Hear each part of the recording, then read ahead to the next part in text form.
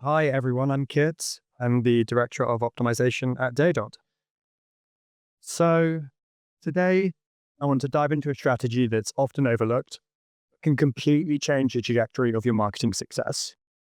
In 2025, standing out in digital marketing is harder than ever before.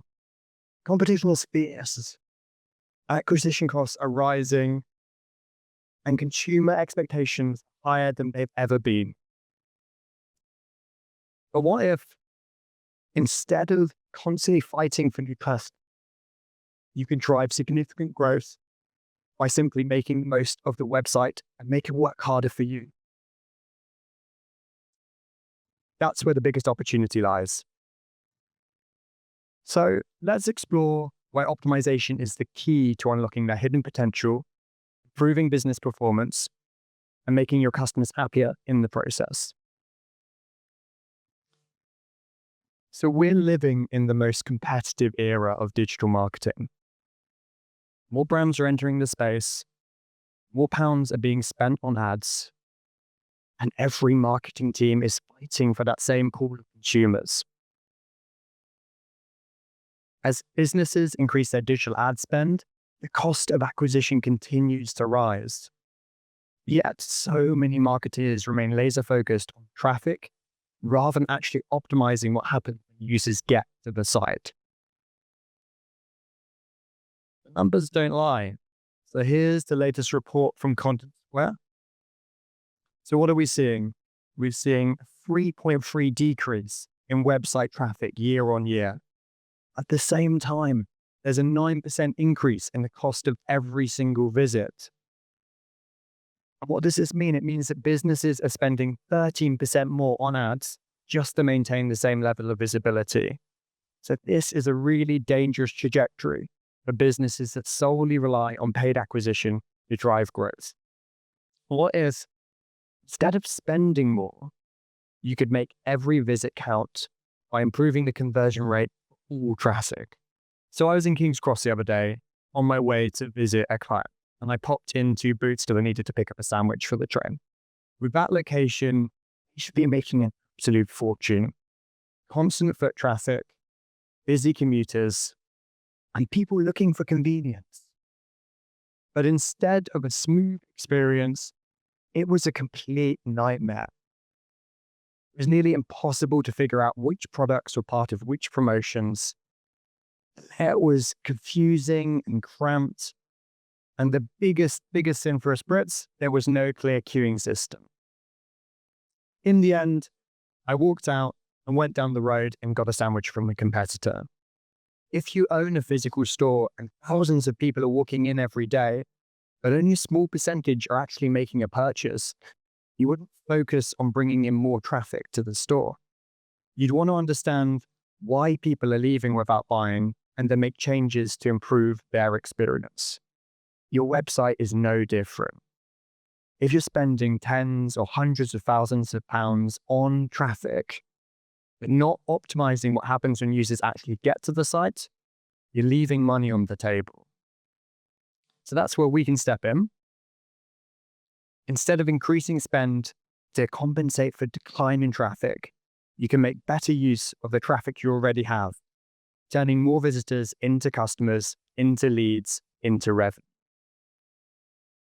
So when companies first come to us, we consistently see the same pattern. Considered marketing strategies that bring traffic in, but outdated and under-optimized websites that fail to actually convert users. Think about your own organization.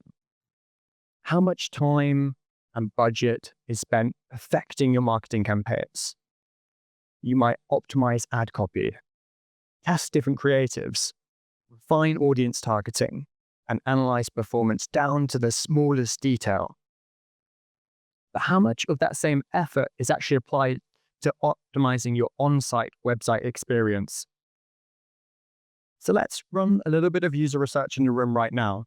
So hands up if you're doing any A/B testing on your digital marketing campaigns. Hopefully some of you out there are doing that. Beautiful. So keep those hands up if you're running A/B testing on your actual on-site website experience to improve that. So the drop we see there really aligns with what we see from new clients. Most marketing teams are focused on getting users through the door, but aren't doing enough to ensure that those users actually take action once they've arrived. It's a real missed opportunity. Most businesses still neglect what happens after a user lands on the site. 78% of businesses invest heavily in paid ads, but only 14% actively optimize their website experience or conversion. This means that most brands are paying a premium to get users in, only to let them slip away due to poor UX or poor websites or unclear messaging, just friction in the user journey. However, the companies that we do see kind of investing time and effort into CRO strategies see a remarkable return on investment. Brands that embrace digital optimization see an average return on investment of 223%. This is because small changes in conversion rate compound over time, making a significant impact on business impact and revenue. So, what is digital optimization and how does it practically work? You may have heard of digital optimization under different names: A/B testing, conversion rate optimization, or growth-centered design. But at its core, it's about using data-driven insights to improve user experience and boost business performance. And no, it's not just about changing the color of buttons. So true digital optimization is about understanding customer behavior, identifying their pain points, and then designing solutions that are going to remove that friction and drive action. The first step in any successful optimization strategy is to clearly define the goal metric you're looking to improve. What's not working well on your website right now? Are you converting enough website visitors into paying customers? Are customers abandoning their cart before checkout? Are clients engaging with your content, but not actually turning into actual real clients? Are you generating enough qualified leads?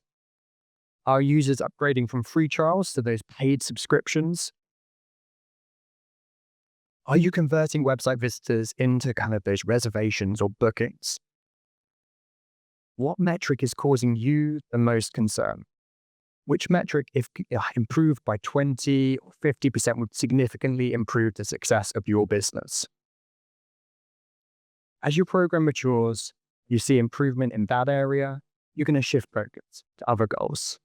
But to start off with, it's really important to have a clear optimization focus.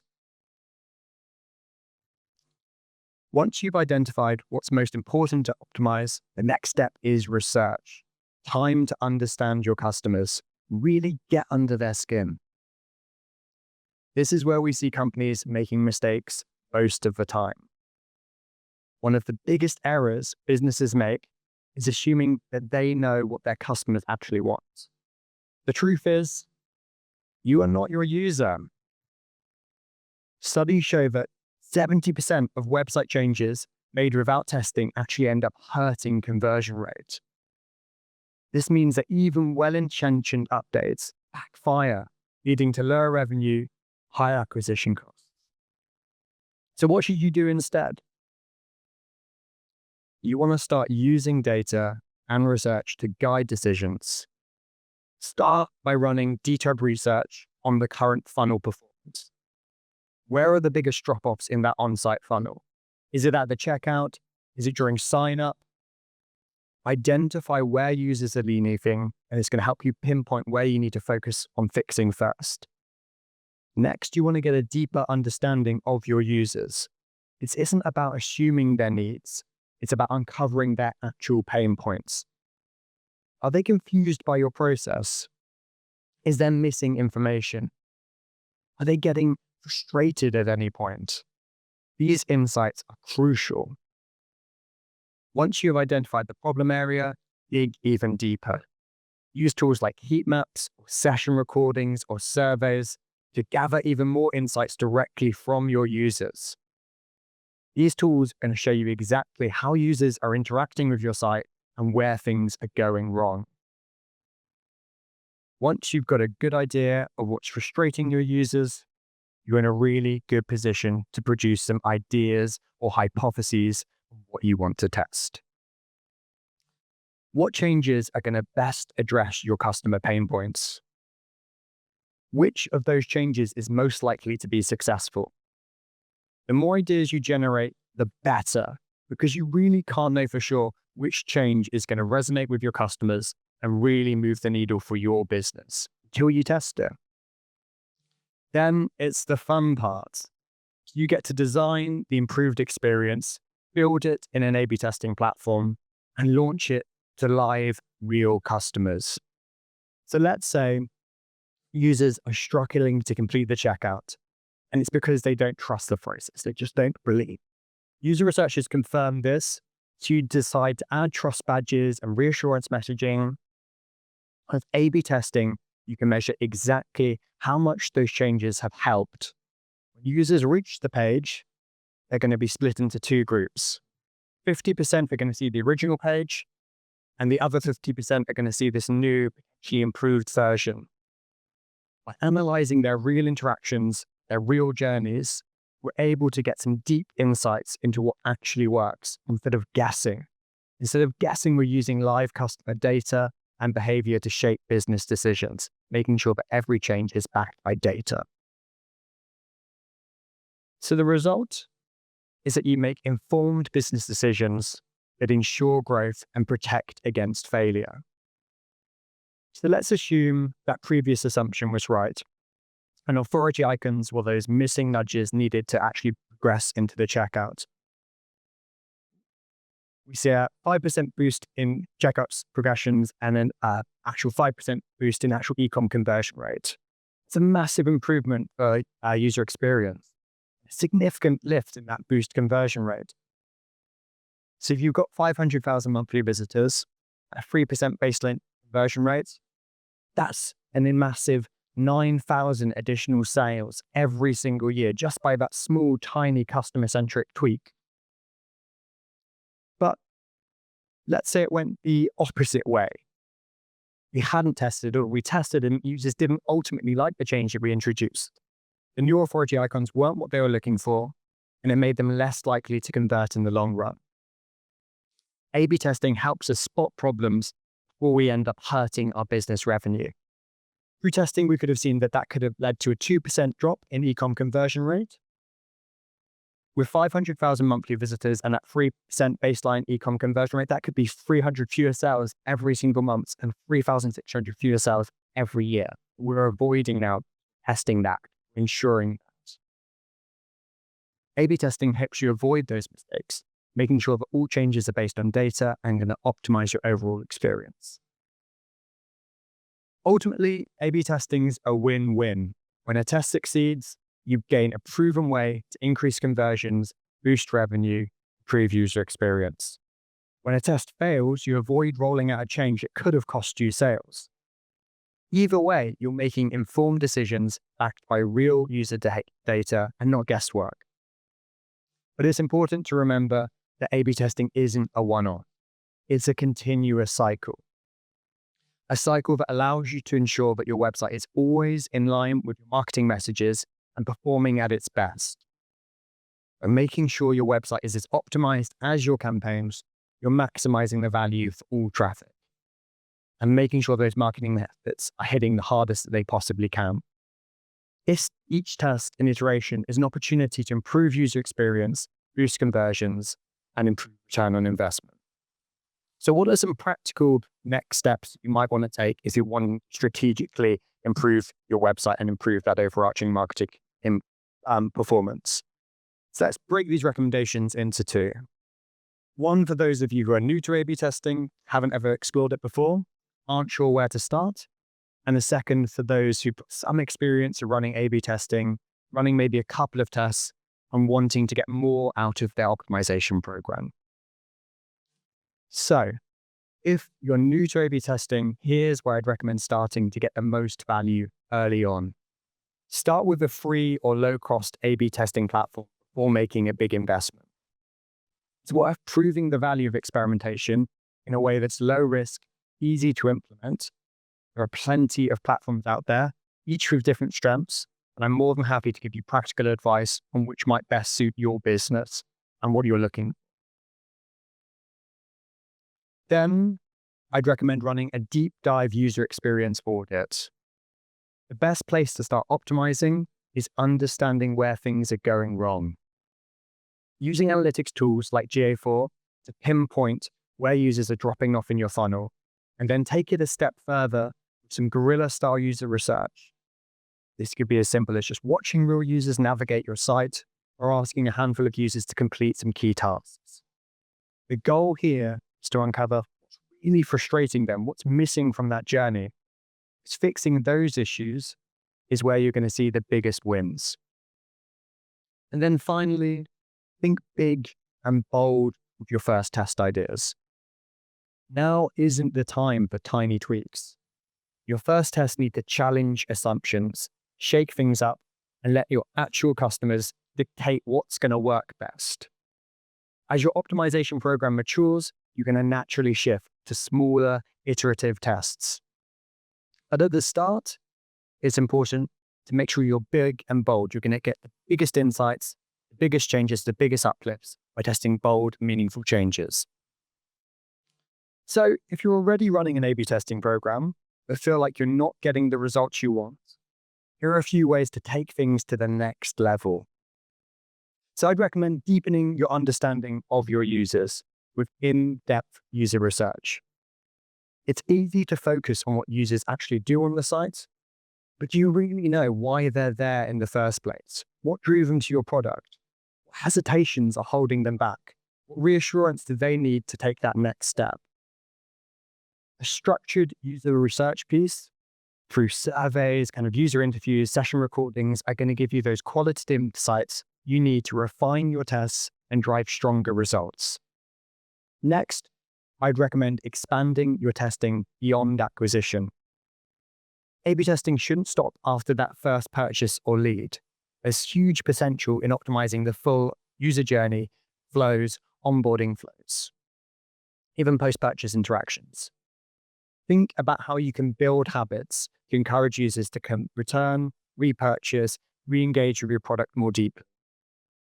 Converting a new customer is great, but retaining and re-engaging them, that's where the real magic lies. And then finally, start to think about personalizing your user flows to properly align with those marketing messages. Your users are going to come to your site with expectations that have been set by your ads, emails, and campaigns. So your website experience needs to feel like a natural extension of that journey. Aligning messaging and content dynamically is going to make sure that your users feel like they're in the right place, and it's going to make a huge, huge difference. In fact, HubSpot's 2025 State of Marketing Trend Report has shown that 96% of marketers see increased sales from personalized experience. If you're not already leveraging personalization, now's the time to start.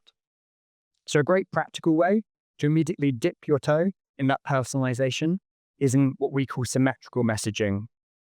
I'm sure we've all clicked on an ad before, only to land on a page that feels completely disconnected from what we've just clicked on, whether it was a different offer, mismatched imagery, or irrelevant messaging. When expectations aren't met, it kind of creates this frustrating experience for users. Symmetrical messaging helps solve this by making sure that the value prop, imaging, and offers all are aligned with your marketing campaign, directly reflecting that on-site experience. For instance, let's say I clicked on this ad here, and it's showcasing the 20% discount on the new arrival spring range, and it's got an item featured in the range. You need to make sure that that landing page continues with that exact message and that exact experience. It is to feature the same message, same discount, just similar imagery from the ad, apply the same tone. This approach makes sure that your campaign and your site feel seamless and reassure the user that they've landed in the right place. When users feel that the experience is personalized and consistent, they're more likely to engage, complete that desired action. So that's everything I've had to say today. It's been really great having a little bit of time to take you through what A/B testing can do, how it's powerful, and how you can apply it practically even now. I think we're breaking for coffee at this point. If you've got any questions at all about how you might use A/B testing to supercharge your marketing and to improve your baseline experience with your site, I'd love to come and chat to you.